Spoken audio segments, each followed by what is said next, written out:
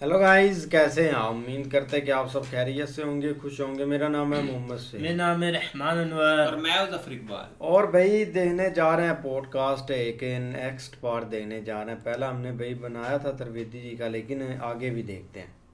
से लेके सब जगह एक साथ दिखाई पड़ते हैं। भारत में सिर्फ ये राजनीति, और दुख की बात यह है, ये आजादी से पहले उतनी बड़ी समस्या नहीं थी। पहले अंग्रेजों ने इसको लड़ाने के लिए प्रयोग किया, और दुख की बात आजादी के बाद उससे ज्यादा वामपंथियों ने इसका प्रयोग किया। इसीलिए मैं कहता हूं, करो भाई इतिहास, जिसने पढ़ाओ पढ़ाओ, मुझे आंखों देखा आज का बता दो।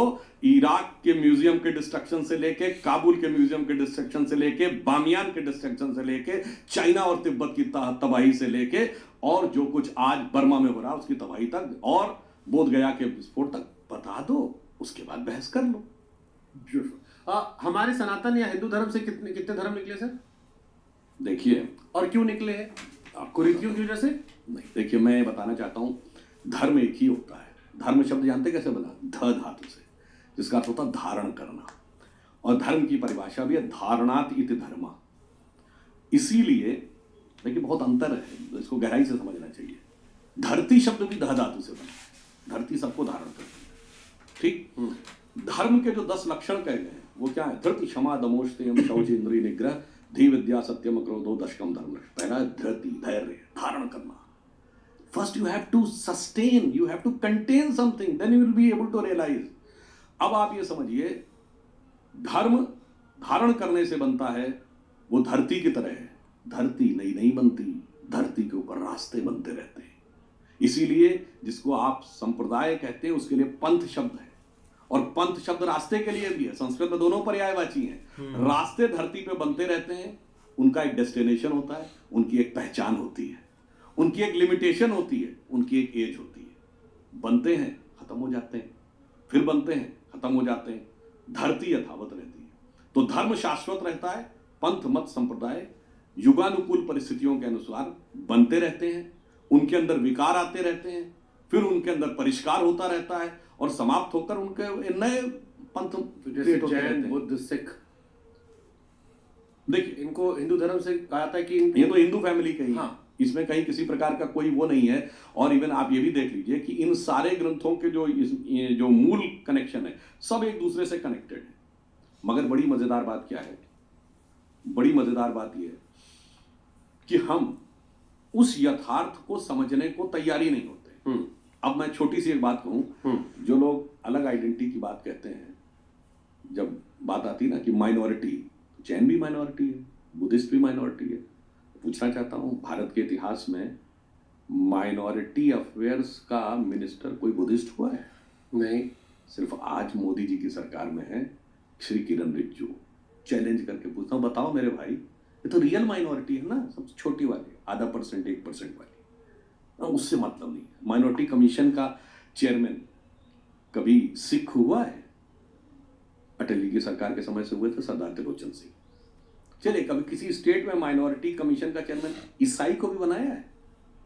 तो भाई साफ कहो ना कि मुझे माइनॉरिटी की चिंता नहीं है, मुझे एक समुदाय की चिंता, उसको लेकर मुझे बौद्ध, जैन सबका दुरुपयोग करना है इन शब्दों का, कि कैसे लड़ाने में प्रयोग हो। यही अंतर है। सामंजस्य नहीं ढूंढना है, लड़ाने के पॉइंट देखना है कि कहां कहां पे लड़ाया जा सकता है। आपके फैंस बहुत सारे थे, क्योंकि आपके फैंस ज्यादा हैं। आमतौर पर नेताओं के इतने फैन नहीं होते, तो उन्होंने हमसे कहा कि 2 सवाल जरूर पूछेगा। एक, सुधांशु जी ने कई किताब पढ़ी है? एक अंदर अब सब रटा है तो ये भी पता होगा।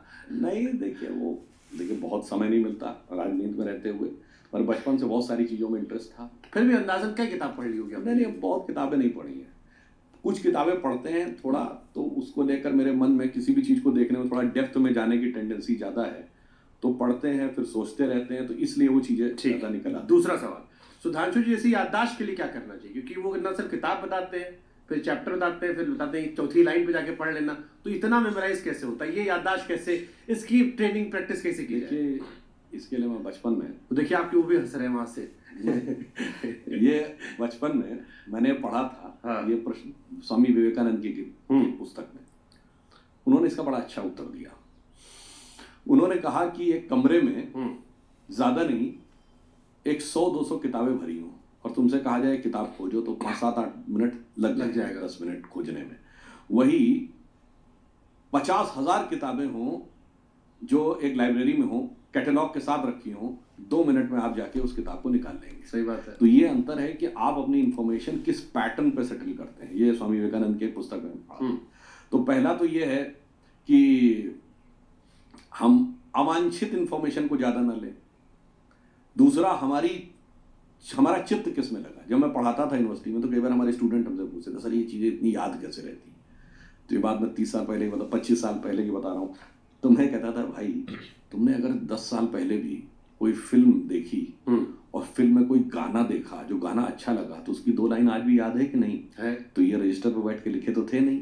और अगर ज्यादा अच्छा लगा तो क्या पता 4 लाइनें भी याद हो। सही बात है। और फटाफट फिल्मी गानों पे अंताक्षरी करने को बच्चे सब तैयार हो जाते हैं। कदो कविता पे अंताक्षरी, इतना कहाँ याद रहता है, क्योंकि कविता सिलेबस में पढ़ते हो, उसे बोझ मान के पढ़ते हो, गाना आनंद से पढ़ते हो। तो उसमें क्या, देखिए हमारे क्या कहा गया, मन बुद्धि चित्त अहंकार। तो चित्त जिस चीज में लगा रहता है, मन उस दिशा में अधिक तेजी से सक्रिय होता है, बुद्धि उसको ज्यादा तेजी से ग्रैस्प करती है। तो इसलिए मेरा सिर्फ ये कहना है कि चित्त लगाइए, उसके बाद कुछ करने की जरूरत नहीं, तो अपने आप ही होता चला। ठीक है। आपका जो धार्मिक ज्ञान है, ये किसी गुरु की कृपा या परंपरा से अर्जित है या स्वाध्याय से? देखिए, मुझे थोड़ा बचपन से इस चीज़ों में इंटरेस्ट था। मेरी टेंडेंसी इसी प्रकार की थी।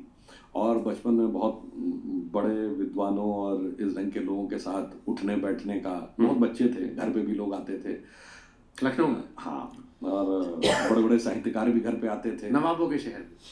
हाँ, मगर एक लेक्चर सीरीज हमारे पिताजी कराते थे, उसमें हम लोग बहुत बच्चे थे तब। मैं बात करूँ क्लास 6, 7, 8, तो सुनते थे। तो ऐसा नहीं कि मैं कहूँ हर चीज़ समझ जाते थे, सुनने से आपको ग्रैस्प हुआ, फिर आप बड़े होते तो उसको एनालाइज कर लेते हैं। तो इसलिए मेरा मानना है कि जो लोग भी माँ बाप हैं, जिनके बच्चे छोटे हैं, उनको कम से कम बच्चों को पॉजिटिव चीज़ें ग्रैस्प करवाना शुरू करना चाहिए। अब आप ही अगर सिर्फ घर में बैठ के फिल्मी गाना गाएंगे और वो टीवी के ऊपर केवल हंसी मजाक के सीरियल देखेंगे, इसमें कोई बुराई नहीं है, पर अगर सिर्फ यही रहेगा तो बच्चे का मन बहुत शार्प होता है उस चीज को ग्रैस्प करने में। जैसे मिट्टी जब गीली होती है तो वो बीज को उगाने के लिए बहुत अप्रोप्रिएट स्थिति में होती है, उसमें डालना क्या है यह चीज ध्यान रखनी चाहिए। तो अगर आप उसमें अच्छे सीड डालेंगे, बड़े होके वो उस ढंग का डेवलपमेंट हो जाएगा। तो ये मेरा मानना है कि उस ढंग से ये एक, और हर आदमी की एक टेंडेंसी भी होती है। आप यंगेस्ट सूचना सलाहकार भी बने थे 35 साल की उम्र में, राजनाथ सिंह जी के। नहीं, 30 साल की उम्र। वाह। तो आप मैकेनिकल इंजीनियरिंग से यहाँ कैसे आगे बढ़े? अब वो तो बिल्कुल अलग क्षेत्र था। वो ऐसा था कि हम संघ में बहुत सक्रिय थे, और उसके बाद जब हम पास आउट करके आए तब तक वो 92 वाली सरकार आ चुकी थी। तो संघ के माध्यम से लखनऊ में कई संघ के बड़े पदाधिकारियों से परिचय हुआ, वहाँ के माध्यम से भाजपा के कई नेताओं से परिचय हुआ, वरिष्ठ लोगों से। अब उसमें एक ब्रह्मदत्त द्विवेदी जी होते थे, जिन्होंने मायावती जी के 97 में थे, वही कलराज मिश्रा जी थे, फिर राजनाथ जी थे, डॉक्टर जोशी से भी उस दरमियान ही परिचय हुआ। तो फिर राजनाथ सिंह जी से बहुत नज़दीकी होती चली गई, और फिर वो पता ही नहीं लगता है कि कब आप कहाँ चले जाते हैं। मतलब जैसे एक ज़ौक़ का शेर है, ज़ौक़ का नाम सुना होगा ना, शेख मोहम्मद इब्राहिम ज़ौक़, बहुत बड़े उर्दू के शायर हैं। उनसे पूछा गया कि भाई तुम जिंदगी में यहाँ आ कैसे गए? तो ज़ौक़ ने कहा, ज़ौक़ दुनिया के समंदर में ये कश्ती उम्र की, जिस जगह पर जा लगी वही किनारा हो। जबरदस्त।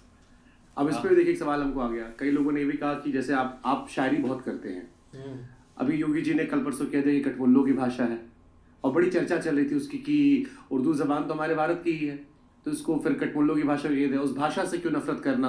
भाषा तो सबकी होती है, और उर्दू तो हमारे यहाँ से। बहुत अच्छी बात कही है जो योगी जी ने कहा है, लोग उसका मतलब नहीं समझ पाए। देखिए, उर्दू शायरी की भाषा थी। अब उर्दू भी तो रामायण भी है। हाँ, बता रहा हूँ, वो चकबस रामायण। अब उर्दू कट्टरपंथ की भाषा हुई। कब से? जब ये देश सेकुलर नहीं था, 1976 से पहले, जब ये 42nd अमेंडमेंट नहीं हुआ था, तब मुस्लिम समाज और उर्दू के प्रतीक, उर्दू के पोस्टर्स में क्या दिखाई पड़ता था? साहिर लुधियानवी, हसरत जयपुरी, मजरूर सुल्तानपुरी, जिगर मुरादाबादी, जोश मलियावादी, शकील बदायूनी, ये होते थे उर्दू के कैफी आजमी, ये होते थे उर्दू के प्रतीक, ये होते थे मुसलमानों के प्रतीक। उस्ताद बड़े गुलाम अली, उस्ताद अमजद अली खां, उस्ताद जाकिर हुसैन, जिनकी अभी डेथ हुई। ठीक, ये थे मुस्लिम आइडेंटिटी के प्रतीक। अब क्या हुआ, देश हो गया सेकुलर।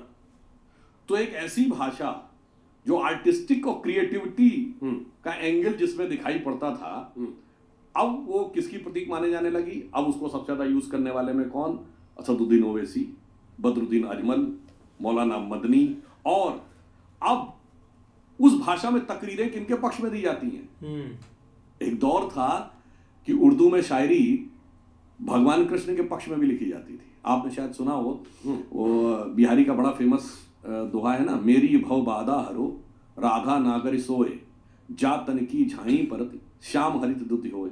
ठीक, अब इसको ठीक उर्दू में लिखा गया, मेरी अफकार दुनिया दूर कीजिए राध के रानी, कि जिनके साए तन से हरे हो श्याम नूरानी। मगर आज वही उर्दू भाषा में किसके लिए तकरीर होगी, अफजल गुरु के लिए, याकूब मेनन के लिए, बुरहान वानी के लिए, जाकिर नायक के लिए, इशरत जहां के लिए। आज बताइए कौन सा उससे भाषा कैसे खा रही, क्योंकि मैं और जब मैंने पढ़ना शुरू किया सर, तो दिखाई पड़ा ब्रिज नारायण चकबस जी, पंडित हरिचंद अख्तर साहब, 76 के बाद, संपूर्ण सिंह कालरा, अभी गुलजार साहब हमारे। 76 के बाद का पैदा हुआ कोई व्यक्ति बताइए, और 76 से पहले कोई आतंकवादियों का समर्थन करता हुआ बताइए।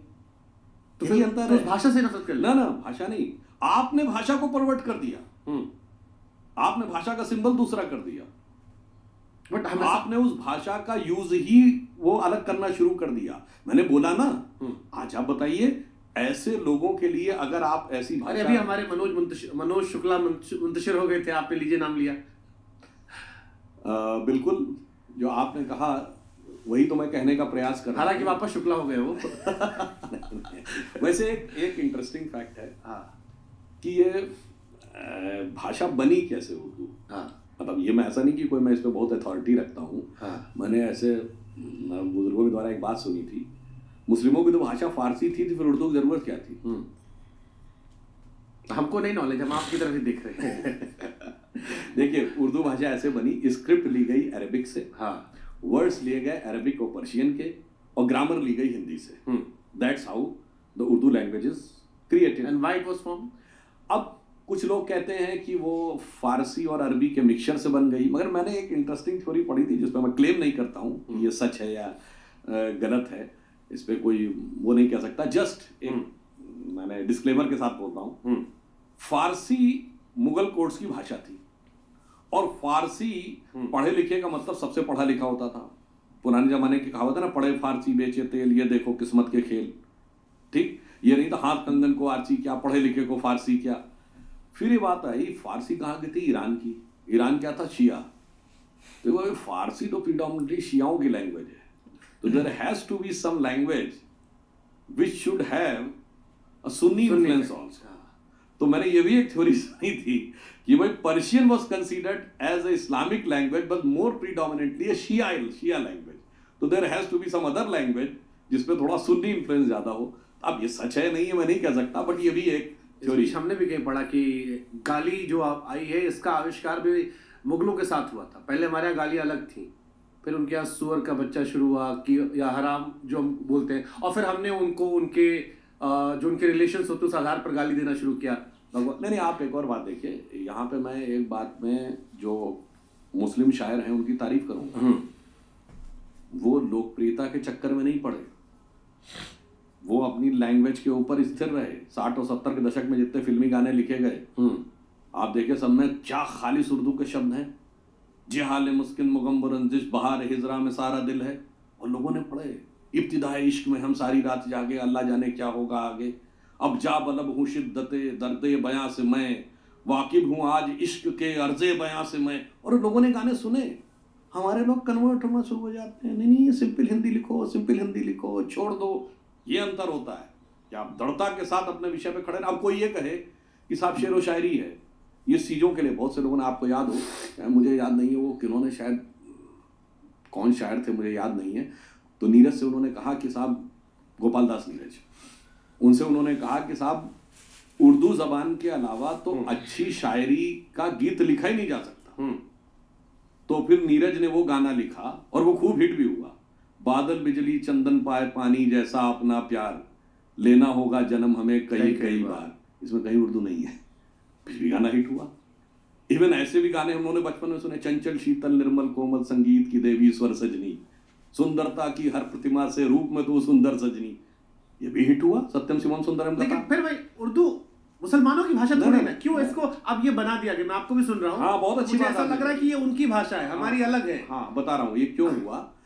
जैसे कर्नाटक गवर्नमेंट ने अभी शायद चिकमंगलूर जिले में, वो जिला मुझे थोड़ा सा वो हो रहा है, उसमें एक ऑर्डर निकाला है कि जो आंगनबाड़ी वर्कर हैं उनको कन्नड़ के अलावा वो भी आनी चाहिए उर्दू, क्योंकि उस इलाके में 90% मुस्लिम रहते हैं। तो किसने जोड़ा उर्दू को मुस्लिम से? बट हमारी भी बोलचाल भाषा में तो योगी जी ने जब नहीं, क्रिटिसाइज किया उसमें भी 10 वर्ड उर्दू के थे। वही तो बात कह रहा हूँ, आप कह रहे हैं और किस इंटेंट से कह रहे हैं, तो उसको आप चेंज कर सकते हैं, सरकार आपकी है। अब तो बता तो रहे, इसीलिए तो परिवर्तन आने शुरू हुआ। तो सिर्फ सरकार का ही विषय नहीं था। याद करिए एनडी तिवारी जब थे तो उन्होंने उर्दू को तीसरी राजभाषा के रूप में इंक्लूड किया। किस लिए? कहा गया माइनॉरिटी का ध्यान रखना है। कौन जोड़ रहा है? अरे तो आपने छीना ना, आप सरदार पटेल को छीन लाए। नहीं, विषय ये नहीं है। आप आजाद जी को छीन लाए। पहला आपका सवाल ये था सुभाष चंद्र बोस जी को छीन लाए, तो उर्दू क्यों नहीं छीन ले रहे? आपकी नहीं भाई, ये तुम्हारी नहीं है, ये सबकी भाषा है। बता रहा हूं, पहले आपने ये प्रश्न किया कि मुस्लिमों से किसने जोड़ा। हाँ, मुस्लिमों से सेकुलर दलों ने जोड़ा। ठीक है, ठीक। अब मेरा मानना है यदि आप उसमें से मुस्लिम एंगल हटा देते तो फिर उसके बाद वो चीजें अपने आप क्लियर हो जाती। तो इसलिए हम ये कहना चाहते हैं, ऐसा तो नहीं है, आपको पता है एक से एक बड़े से बड़े हिंदू शायर भी हुए। हाँ, रघुपत सहाय, फिराक गोरखपुरी, राम प्रसाद बिस्मिल। और आपको एक बताएं, एक थे विश्वनाथ प्रसाद माथुर लखनवी, जिन्होंने एक ऐसी बात कही है जो किसी मुस्लिम के लिए भी बड़ी वो हो जाएगी। उन्होंने कहा, खुदा का शुक्र है हम हिंदुओं में कोई शब्बीर का कातिल नहीं है। शब्बीर समझ रहे हैं ना, मोहम्मद साहब के नवासे जो करबला के मैदान में जिनको कत्ल किया गया था। बहुत, और जो उर्दू में रामायण लिखी है, चकबस्त रामायण, तो ब्रज नारायण चकबस्त है। तो यही तो मैं कह रहा हूं, तो आप वापस खींच क्यों नहीं ला रहे? विषय इसका नहीं, हम खींचने की बात ही नहीं कर रहे हैं। हम कह रहे हैं जो आपने उसके अंदर परवर्जन कर दिया, पहले उसको आइडेंटिफाई करिए कि आपने इसको एक पर्टिकुलर विचारधारा से जोड़ दिया है, पर्टिकुलर धर्म नहीं। आज आप, अच्छा ये बताइए, जितने भी यहाँ पे एक अच्छी बात भी आपको समझनी चाहिए, उत्तर से दक्षिण तक देखिए, कभी आपने सुना भारतीय समाज में कहा जाएगा भाषा की विविधता है, विविधता को फिर ले जाओ विभाजकता तक और फिर उसमें लड़ाई लड़वाओ। लड़ो भाई साहब, तमिल हिंदी पे लड़ जाओ, मराठी हिंदी पे लड़ जाओ, बंगाली पंजाबी पे लड़ जाओ, भाषाओं को लेकर आपस में लड़ जाओ। पर ये बताइए, ये मैं कह रहा हूँ फूड फॉर थॉट, सबको सोचना चाहिए। कभी आपने सुना है कि असदुद्दीन ओवैसी कहें, वो तो हैदराबाद के रहने वाले, मुझे तेलुगु में बोलना है? कभी महबूबा मुफ्ती के मुंह से सुना है कि मुझे कश्मीरी में बोलना है? कभी बदरुद्दीन अजमल के मुंह से सुना है कि मुझे असमिया में बोलना है? नहीं। कभी मौलाना मदनी के मुंह से सुना है कि मुझे तमिल में बोलना है? सोचिए, विचार करिए, उसके बाद इन प्रश्नों के उत्तर आपको स्वयं मिलना शुरू होंगे कि एक तरफ कहा जाता भाषा की विविधता का सम्मान करो, नहीं, वो तो अलग बात है, विविधता का सम्मान ही मत करो, भाषा पे घमासान करो। और दूसरा वर्ग इतनी समझदारी से चलता है, वो कहता कभी कोई भाषा पे मुझे लड़ा नहीं सकता। ठीक है, मैं गहरी बात आपने कही है, इसको हम ध्यान भी देंगे। चाल, चरित्र, चेहरा, ये 3 शब्द थे जो बीजेपी को हमें शुरुआती दौर में सुनाई पड़ते थे। अभी बीजेपी वैसी ही है? अटल जी से मोदी जी के दौर में चिंतन वही है, चाल तेज हो गई है, चरित्र और प्रखर हो गया है, और चेहरा और मुखर हो गया है। 4 चीजें थी, चाल, चिंतन, चेहरा, चरित्र। ये सवाल मैं इसलिए पूछा क्योंकि अभी दिल्ली के मुख्यमंत्री के नाम का अनाउंसमेंट हुआ, रेखा गुप्ता जी का। बहुत सारे पॉजिटिव पॉइंट सामने आए जो आप लोगों ने भी सामने रखे कि क्या क्या वजह थी, तो उसको मुझे बताने की जरूरत नहीं है। लेकिन उनके पुराने ट्वीट्स बहुत सारे आए और उसमें जो भाषा थी वो बड़ी चिंताजनक थी, क्योंकि आप ही की सरकार इस देश में कई सारे यूट्यूबर्स पर कार्रवाई कर रही है और पूरे देश ने विरोध किया, उसमें हम भी शामिल थे, बड़ी मुखरता से हमने विरोध किया। फिर वो भाषा हमने देखी तो लोगों ने कहा यार बच्चों को तो हम कह रहे हैं, लेकिन यहाँ नेताओं में तो उससे प्रो लेवल की भाषा है, और वो भी शर्मसार करने वाली भाषा थी, जिन शब्दों का इस्तेमाल मैं नहीं कर सकता, वो ट्वीट्स डिलीट कर दिए गए। तो क्या इन चीज़ों का ध्यान नहीं रखते आप लोग जब नेता चुनते हैं? देखिए, भाषा की मर्यादा सभी को ध्यान रखनी चाहिए, और राजनीति में शब्दों का चयन बहुत सोच समझ के करना चाहिए। परंतु कभी कभी भाषाओं के कोई शब्द किसी संदर्भ और प्रसंग विशेष में प्रयोग होते हैं, परंतु मेरा मानना है किसी भी संदर्भ प्रयोग में भी संयम का पूरा ध्यान रखना चाहिए। आपकी पार्टी ध्यान रखती है ऐसे लोगों को? हाँ जी बिल्कुल, हम लोग तो इस बात का पूरा ध्यान रखते हैं। अगर आप देखें, एक छोटा सा उदाहरण देता हूँ, जो लोग इधर उधर की बातें कोट करते हैं, प्रधानमंत्री नरेंद्र मोदी जी के लिए किन शब्दों का प्रयोग हुआ? मर जा, कब्र खुदेगी, फलाने की मौत, इस तरह की मौत, और बोटी बोटी काट डालूंगा। मैं चैलेंज करके कहता हूं, हमारी पार्टी के किसी भी नेता ने कभी विपक्ष के किसी भी नेता की बोटी बोटी काट डालूंगा, कब्र खुदेगी, हिटलर की मौत और विद ड्यू कैविएट कुत्ते की मौत, ऐसे शब्दों का प्रयोग किया। इवन जब इमरजेंसी लगी थी, लोकतंत्र की मौत हो गई थी, तभी इंदिरा जी के लिए इन शब्दों का प्रयोग नहीं किया। और जो लोग कहते थे इमरान मसूद बोटी बोटी काट डालूंगा, वो सपा में थे। राहुल गांधी जी 2014 के चुनाव में अगले दिन, कोई जाके वेरीफाई कर सकता है, नेक्स्ट डे चुनाव प्रचार करने का, भाई कांग्रेस के कैंडिडेट नहीं थे, फिर आप क्यों गए? और उसके बाद इतना उनके प्रति प्रेम पैदा हो गया कि उन्हें कांग्रेस में ले आए, और आज वो कांग्रेस से मेंबर ऑफ पार्लियामेंट है। ठीक है, आप जो बात करें इसमें और भी बहुत सारी, मणिशंकर अय्यर जी का बयान है और बहुत सारे मतलब वो एक लिमिट है। मौत का सौदागर वगैरह वगैरह। और आज तो एक मैं बात कहूंगा, लेकिन सर ये तो आपकी साइड से भी आता है, जैसे 50 करोड़ की गर्लफ्रेंड वाला डायलॉग था, या सोनिया जी को लेकर कई बार। बहुत अच्छा आपने कहा, 50 करोड़ की गर्लफ्रेंड में किसी का नाम था, बट एक महिला को उस तरह से पैसों से जोड़कर आपने क्यों जोड़ा? जैसे प्रधानमंत्री ने कहा पार्लियामेंट में हंसते हुए, मुझे आज उसकी याद आ गई, तो भाई उड़ता तीर तो आपने पकड़ लिया। अच्छा मेरे लिए कहा जा रहा है, जबकि मोदी तेरी कब्र खुदेगी किंतु परंतु का गुंजाइश नहीं है, मोदी को बोटी बोटी काट डालेंगे। जितने आप उदाहरण बता रहे हैं, ये सब थर्ड पर्सन के हैं, यानी किसी का नाम लेके नहीं बोला गया है। समझने वाले ने अपने आप समझ लिया है कि आपने कर दिया ना सर, ये तो इतने मासूम ना आप है ना वो लोग हैं। तो मैं यही कह रहा हूं, मगर उन्होंने तो कोई खोजाई मतलब छोड़ा ही नहीं। मोदी की मौत, मोदी की कब्र, मोदी ये होगा, मर जा मोदी, ये वर्ड मतलब उसमें तो स्कोप ही नहीं। ना ना गलत की बात है, मैंने कहा मतलब मरने का कभी हमने किसी के लिए बोला नहीं, मरने का नहीं कहा, बट अरे मरने का नहीं कहा। आप ऐसे कह रहे हैं कि मतलब किसी में कहा सुनी हो गई, दूसरे ने गोली चला दी, उन्होंने मतलब अपराध तो दोनों। हाँ सही बात है, आप ये कहेंगे उसने भी कहा था और उसने भी वो बात कही। अच्छा महिला सम्मान की बात है, तो कौन सी ऐसी पार्टी थी जिसके नेता ने अपनी पार्टी की महिला नेत्री के लिए टंचमाल शब्द का प्रयोग किया था? आपने बाहर को छोड़, आप कानपुर वाली घटना का जिक्र कर रहे हैं, तो अपनी पार्टी के नेता। बट यहाँ पे भी तो कई सारे लोग ऐसे हैं। वो किस स्तर के नेता थे? हमारा कोई उस स्तर का नेता बताइए, यही बड़ी मजेदार बात है। आप कंपैरिजन शुरू करते हैं, और ये सारा का सारा प्रॉब्लम शुरू कहां से हुआ? जब सोनिया जी ने 2007 में मौत का सौदागर शब्द प्रयोग किया। सोनिया जी उसमें रूलिंग पार्टी की चीफ थी, उस समय भारत के सबसे पावरफुल नेता थे। उनके स्तर से बात शुरू हुई और तब ये बात यहां तक पहुंची। और बाकी छोड़िए, चलिए आप व्यक्ति की बात कह रहे हैं, ये बताइए, यहां तो पूरी पूरी कम्युनिटी के लिए इरेडिकेशन ऑफ सनातन धर्म, हिंदू धर्म का समूल नाश। फिर क्या है? ये कोरोना है, वायरस है, डेंगू है, मलेरिया है। फिर एक और मंत्री बोलता है नहीं डेंगू मलेरिया वायरस मत कहिए, there has to be some social stigma attack too, इसको एचआईवी कहिए।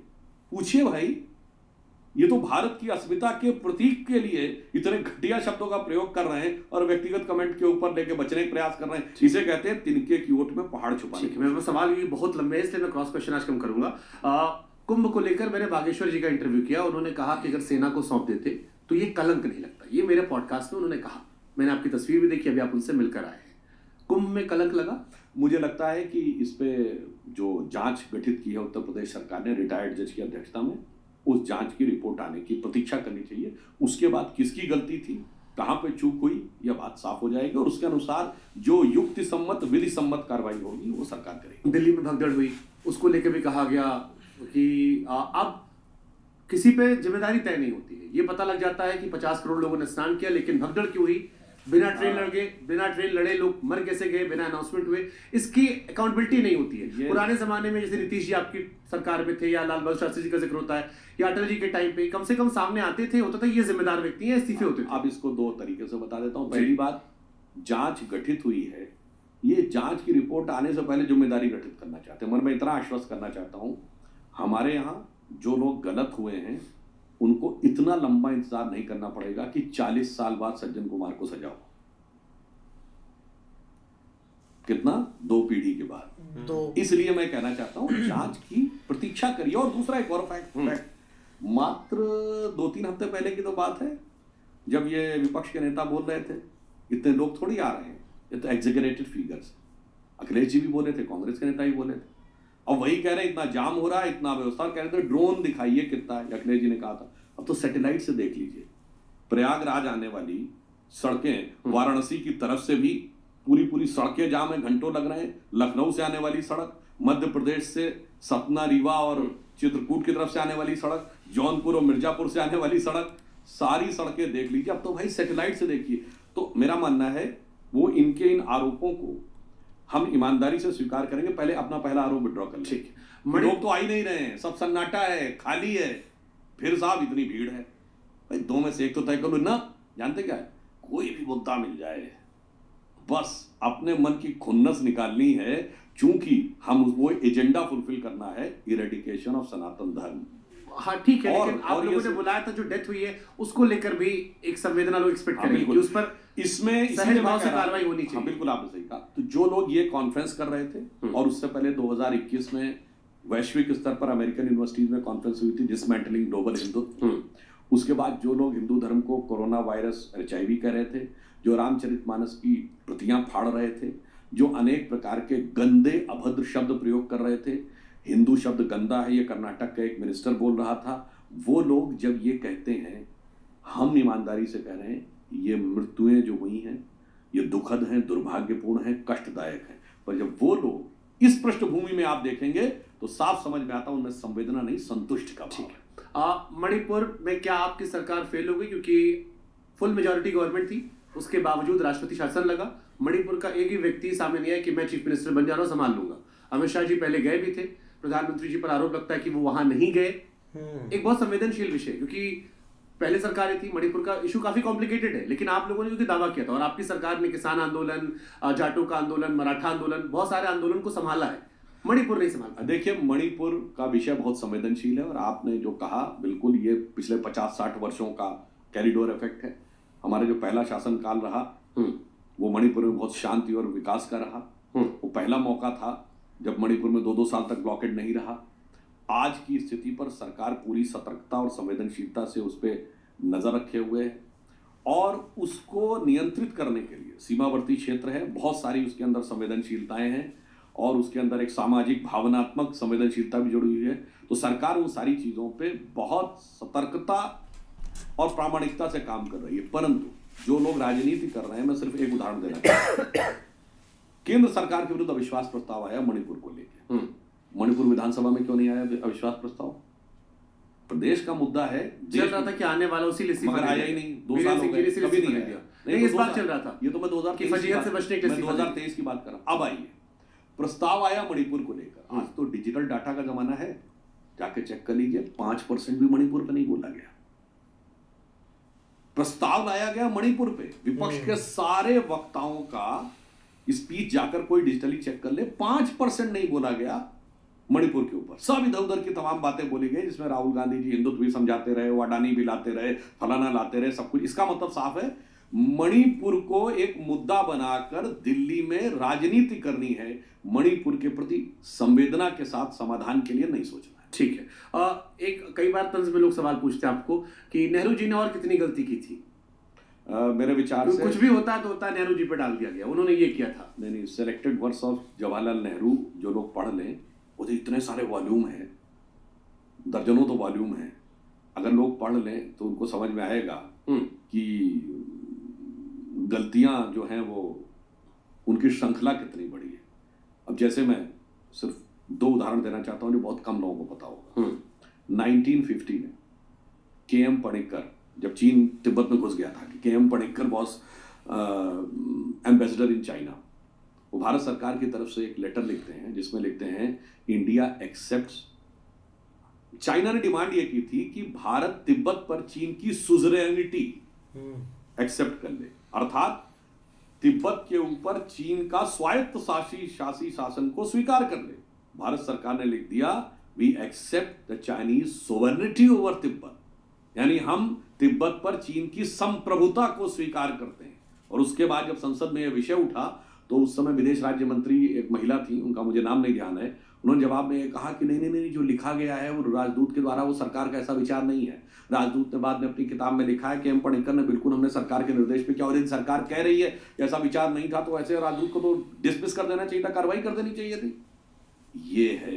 दूसरा, 21 जून 1952 को जवाहरलाल नेहरू से पूछा गया प्रेस कॉन्फ्रेंस में कि आपने क्या चीन के सैनिकों को रसद दी है जब वो चीन तिब्बत में अत्याचार कर रहे थे। उन्होंने कहा हाँ, हमने उनको थोड़ा सा राशन पहुंचाया है ताकि वो जीवित रह सकें, और वो थोड़ा सा राशन हजारों टन चावल था, और उसकी बगैर चीन की सेना भूखों मरने लगती और उसे वापस जाने की जरूरत पड़ती। क्यों? क्योंकि ल्हासा से जो नियरेस्ट शहर था चीन का वो था चेंगडू, वो 2000 किलोमीटर से अधिक दूरी पे था, और उस जमाने में तिब्बत में ऐसी सड़कें नहीं जैसी आज है, बड़ी टूटी फूटी सड़कें थी। भारत से 250 पौने 300 किलोमीटर के दूर में था तवांग से, और भारत की तरफ सड़कें अच्छी थी क्योंकि शताब्दियों से तिब्बत से व्यापार होता रहा था। तो आप ये सोचिए आप किस किस को गलती क्या क्या गिनाएंगे। इसीलिए मेरे विचार से हमें कोई जवाहरलाल नेहरू जी की गलतियां बताने में रुचि नहीं है, परंतु क्या करें, जब आप एक चीज बोलते हैं तो लिंक वहीं से निकल आती है। ठीक है, और वो भी आप ये समझिए जब आप उन्हीं के खानदान को लेके चल रहे हैं तो वो गलतियां तो फिर निकलेंगी ही निकलेंगी। मैं कुछ बाकी यार एक काफ़ी अच्छी एक डिस्कस थी, क्योंकि एक पिछला पार्ट हमने ज़रूर बनाया था, ये भी एक इंटरेस्टिंग था क्योंकि इसमें काफ़ी चीज़ों को एक टच दिया गया है जो कि अभी तक भी मतलब कि एक बड़ा एक मुद्दा बन जाता है, ख़ास करके एक लैंग्वेज को लेके। और एक जो एक सबसे ज़्यादा कंट्रोवर्सी देखी जाती है ना, वो एक मतलब कि पीछे जो एक इतिहास है ना उसको लेकर एक की जाती है कि उसमें वाकई ऐसा हुआ है।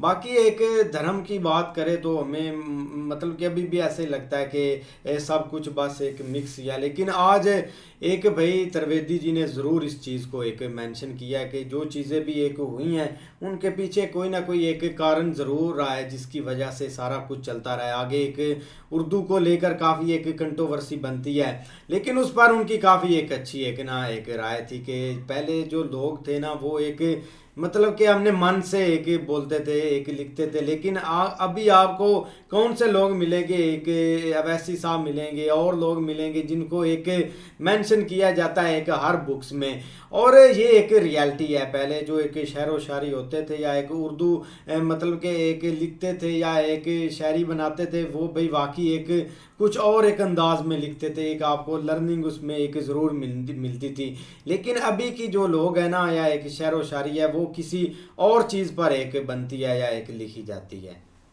बिल्कुल यार, सर ने काफ़ी अच्छी बातें की। मतलब ये कि थोड़ा पॉलिटिक्स को लेकर भी उन्होंने काफ़ी ज़्यादा चीज़ें क्लियर की है, लेकिन जो उनसे एक पर्सनल क्वेश्चन थे ना वो काफ़ी इंटरेस्टिंग था कि उनके बारे में जानना कि कैसे आप इतनी ज़्यादा जो चीज़ें वो याद रखते हैं, जैसे आप बुक बताते, चैप्टर, लाइन, हर चीज़ आप सर बता देते हैं, लेकिन उसके पीछे जो राज है ना वो उन्होंने बहुत अच्छे तरीके से बताया है। बाकी आगे आ जाएं, जो लैंग्वेज की प्रॉब्लम है वो तो अब भाई अब ये चीज़ बनाई गई है कि उनकी ये लैंग्वेज है, इनकी ये लैंग्वेज है।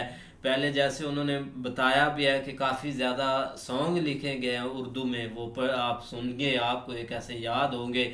उसके बाद हिंदी में इतने ज़्यादा सॉन्ग बनाएंगे, तो ये चीज़ें अभी आगे रखी जा रही है कि ये इसका है ये इसका, जिसकी वजह से काफ़ी ज़्यादा कंट्रोवर्सी होती है। ऐसा कुछ भी नहीं है, लेकिन आगे उनसे पूछा गया भाई बाकी जो दूसरी मिनॉरिटीज़ हैं उनके बारे में पूछा गया है, तो उन्होंने बोला है कि कौन सी ऐसी सरकार है जिसमें दूसरी मिनॉरिटीज़ को जो भाई मिनिस्टर्स बनाए गए हैं जिनको इतना ज़्यादा पद दिया गया वो आगे हैं, वो भाई यही बीजेपी की सरकार है। आप उसमें देख सकते हैं सिख है, दूसरे जितने भी मिनॉरिटीज़ हैं सबके उन्होंने रखे हुए हैं, इसीलिए काफ़ी इंटरेस्टिंग था भाई पॉडकास्ट।